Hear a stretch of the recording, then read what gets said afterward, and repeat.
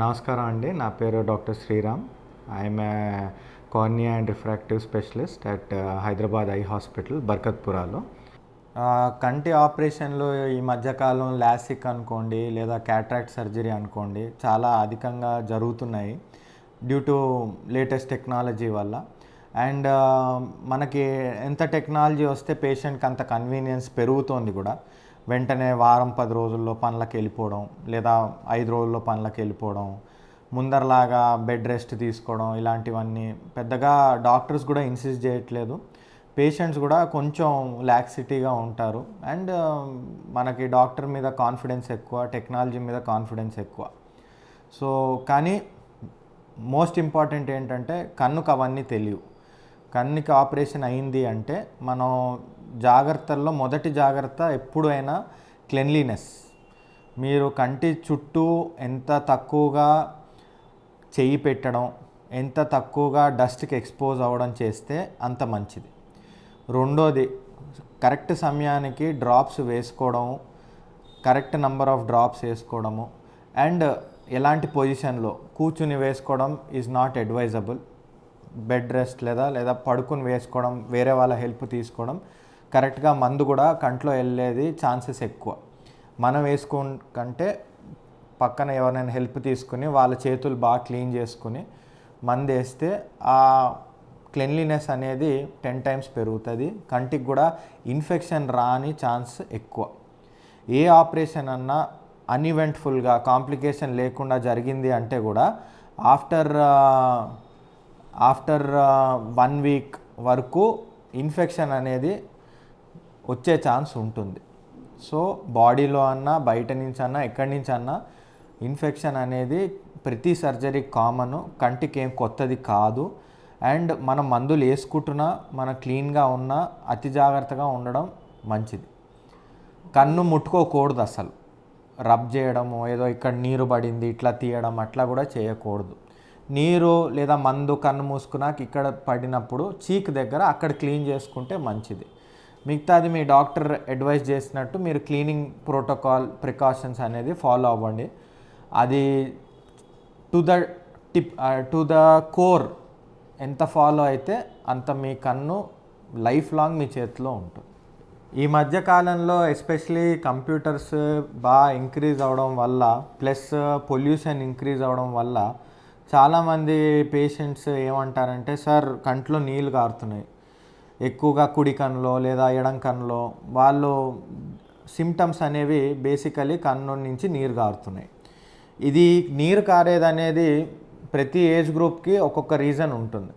చిన్నపిల్లల్లో జనరలీ ఒక 7 నుంచి 15 వయసులో వాళ్ళకి ఎలర్జీ వల్ల ఎక్కువగా నీరు కారుతూ ఉంటుంది.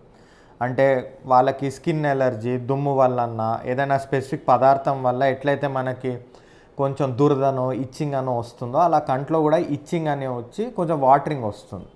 ఇది కామన్గా వచ్చేది. ఇంకా కన్ను వచ్చింది కంజంక్టివైటిస్ అంటారు, అది అందరికీ వచ్చినట్టు నీరు కారడం జరుగుతుంది. నెక్స్ట్ ఏజ్ గ్రూప్ ఒక 18 నుంచి ఆల్మోస్ట్ 40-50 వరకు చాలామందికి ఆక్యుపేషనల్ రీజన్ అంటే ఎక్కువగా కంప్యూటర్ చూడడం, ఎక్కువగా AC exposure to the I, కన్ను రెప్ప కొట్టపోవడము. దీనివల్ల మీకు డిజిటల్ ఐ స్ట్రెయిన్ అంటారు. అంటే మనకి కంప్యూటర్స్ వల్ల ఎక్కువగా నీరు కారుతూ ఉంటాయి కొంతమందికి, డ్రైనెస్ వచ్చి. దీన్ని నథింగ్ బట్ ఇవాపరేటివ్ డ్రై ఐ అంటారు. ఇది తగ్గించుకోవడానికి మనం కంప్యూటర్స్ కొంచెం జాగ్రత్తగా వాడాలి, నెంబర్ 1. నెంబర్ 2, సపోజ్ మీరు అరగంట పని చేస్తూ ఉంటే కంప్యూటర్ మీద, ఆ అరగంట తర్వాత ఒక 5 to 10 minutes లేదా 5 minutes మీరు దూరం ఆబ్జెక్ట్ని ఏదైనా చూసుకోవాలి, which is around 20 feet away. And మీరు కాన్షియస్గా బ్లింక్ చేయండి. ఎందుకంటే కంప్యూటర్ చూస్తున్నప్పుడు మనం కన్ను రెప్ప కొట్టాం, మామూలు మనిషితో మాట్లాడుతున్నప్పుడు కన్ను రెప్ప ఎక్కువగా కొడుతూ ఉంటాం. కంప్యూటర్ చూసినప్పుడు దాని మీద కాన్సన్ట్రేషన్ ఫోకస్ వల్ల కన్ను రెప్ప క్లోజ్ ఆర్ బ్లింకింగ్ అనేది తక్కువగా జరుగుతుంది. దీనివల్ల కూడా డ్రైనెస్ పెరుగుతుంది. సెకండ్, కన్ను రెప్ప కొట్టకపోతే లోపల ఉన్న ఆయిల్ గ్లాండ్స్ అనేవి కంట్రాక్ట్ అయ్యి ఆయిల్ అనేది బయటికి రాదు. సో ఉన్న నీరు కంటి నుంచి ఇవాపరేట్ అవుతూ ఉంటుంది టు ది అట్మాస్ఫియర్. అది ఏసీ రూముల వల్ల ఇంకా ఎక్కువ అవుతూ ఉంటుంది. దాంతో కన్ను నుంచి రిఫ్లెక్స్ వాటరింగ్ అంటారు. అంటే అయ్యో లేదే నీళ్ళని ఎక్కువ వాటరింగ్ రావడం జరుగుతూ ఉంటుంది.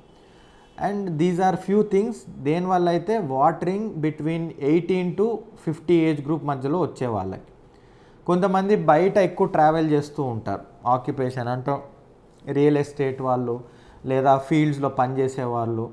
సో ఫీల్డ్ వర్క్ ఉన్న వాళ్ళకి ఈ దుమ్ము లేదా అవుట్ సైడ్ పొల్యూషన్ వల్ల ఆ గ్లాండ్స్ అనేవి బ్లాక్ అయిపోతాయి.